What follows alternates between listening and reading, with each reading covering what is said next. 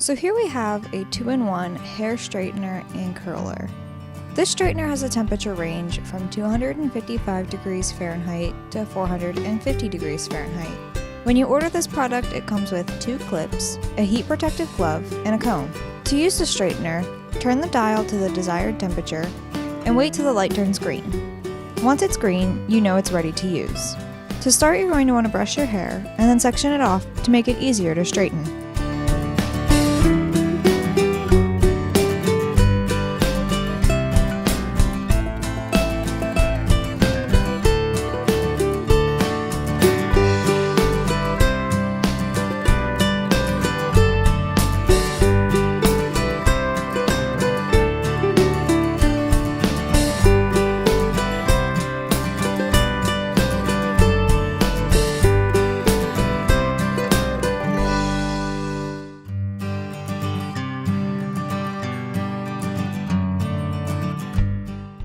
As you can see, there is a huge difference once the hair is straightened.